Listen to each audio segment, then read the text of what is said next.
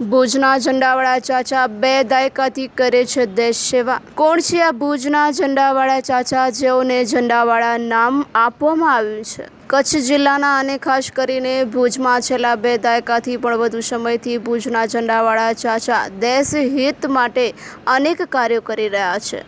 ઝંડાવાળા ચાચા એટલે ભુજના વાણિયાવાડ મધ્ય સ્ટેશનરીના વ્યવસાય સાથે સંકળાયેલા અનવર નોડે, જેઓ વર્ષ દરમિયાન રાષ્ટ્રીય તહેવાર જેમ કે 26મી જાન્યુઆરી, 15મી ઓગસ્ટ અને રાષ્ટ્રભક્તિનું જ્યારે પણ કામ હોય ત્યારે સૌથી આગળ આવી જાય છે અને ભુજની સ્કૂલોમાં ભારતીય રાષ્ટ્રધ્વજનું વિનામૂલ્યે વિતરણ કરી દેશ પ્રત્યે ફરજ અદા કરે છે।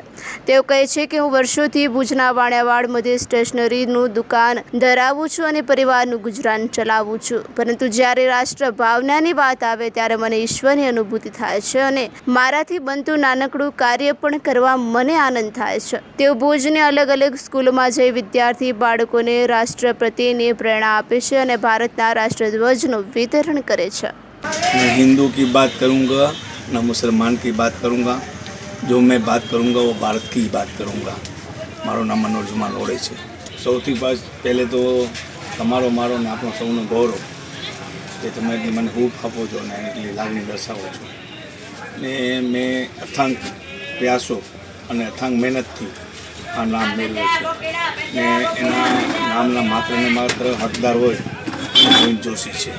કેમ કે ઘણા વર્ષોથી એને ખબર છે, મને ખબર છે ને આપ સૌને ખબર છે કે દેશદાજની વાત આવશે ત્યારે અવ્વલ નંબર મારો આવે।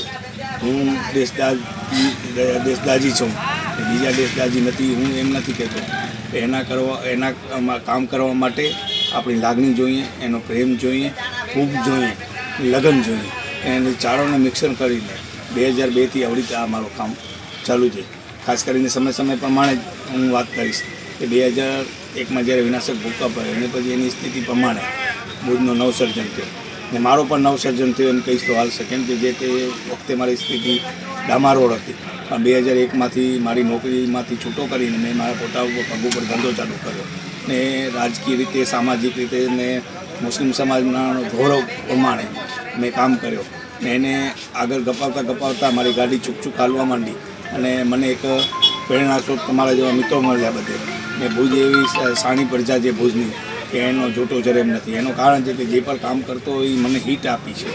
ખાસ કરીને શંકર સત્ય પરિવારની જ વાત કરીશ તો એટલી મને હૂફ આપી છે ને એટલો મને મોટિવેટ કર્યો છે કે એની કોઈ સીમા નથી। રાજકારણમાં તો ઠીક છે, એકબીજામાં બધે હાલતો હોય, પણ સામાજિક રીતે મને શંકરભાઈ ઘણી મદદ કરી, એનો હું ઋણ છું એનો પરિવારનો।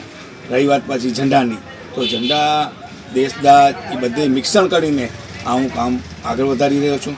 ખાસ કરીને નાના બાળકોને મારા તરફથી પ્રેરણા મળે કે એ મારાથી પણ વિશેષ કામ કરે ને એ બાળકો મારાથી પણ વધારે એનામાં કાલે ટેલેન્ટ ઊભો થાય, એના મારા અથાંગ પ્રયાસોનો છે। ખાસ કરીને 2002માં જ્યારે મેં મારી મુહિમ છેડી, એ 200-500 ઝંડાથી મેં મુહિમ છેડી હતી ને આજે હજારોની સંખ્યામાં હું ફ્રી ઝંડા આપું છું। ફ્રી પૈસા નહીં, ફ્રી આપું છું અને હજારો ઝંડા આપવા ફ્રીમાં એ કાંઈ નાની સૂની વાત નથી। પણ એનું કારણ પણ છે કે મને એક દેશભાવનાની લાગણી છે અને આર્થિક રીતે આમાં પહેલે સદ્ધરતા જોઈ સેવા કરવી હતો। હવે બીજા કને હું સેવા લઈને સેવા કરું, એ સેવા ન કહેવાય। મને સેવાની તક મળી છે, એ સેવાની તકમાં ઝડપી ને આ રીતે કામ કરી રહ્યો છું। આજની વાત કરીશ તો આજે ભુજ શહેરના શાળા નંબર 13માં એક નાનકડો કાર્યક્રમ રાખ્યો હતો। એમાં મેં 1800 ઝંડા આપ્યા, 300 રાષ્ટ્રગીત પુસ્તકો આપ્યા, અલ્પહાર આપ્યો વગેરે ને એ બાળકો એટલા ખિલખિલાટ કરતા હતા। કેમ કે અત્યારે આપણે કહેશું ને ભૂતકાળમાં પણ કહેતા હતા કે પછાત વિસ્તાર જે સરપંચનો નાકો, અત્યારે પછાત નથી, બધે ડિજિટલ યુગમાં આપણે વેરીસી જોઈએ છીએ। ભારતના તેજસ્વી વડાપ્રધાન, ગુજરાતના તેજસ્વી મુખ્યમંત્રી એવા ભૂપેન્દ્રભાઈ પટેલને ભારતના વડાપ્રધાન નરેન્દ્રભાઈ મોદીની જે નેમ છે દેશ ભાવના ઉજાગર કરવાની, એ દેશનો પ્રચાર કેમ થાય, દેશનો પ્રચાર કેમ થાય ને અખંડ ભારતની જે વાત છે એમાં મારો પણ હું સૂર ઉડાવી ને મારા બનતા પ્રયત્નો કરી ને હું આ મુહિમ છેડી છે।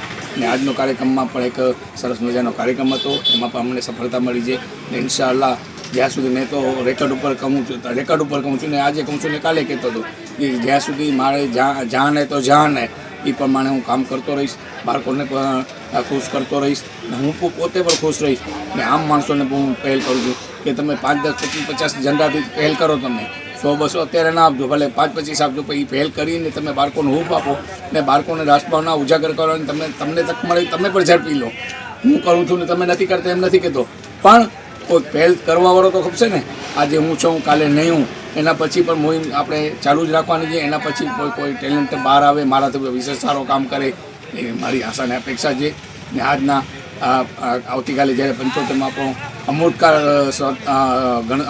પ્રજાસત્તાક ત્યારે હું હર્ષની લાગણી અનુભવું છું. ને એક બનીને આપણે જે ભારતની નેમ છે એક અખંડ ભારતની, એ 110% ઇન્શાલ્લાહ સફળતા મળશે.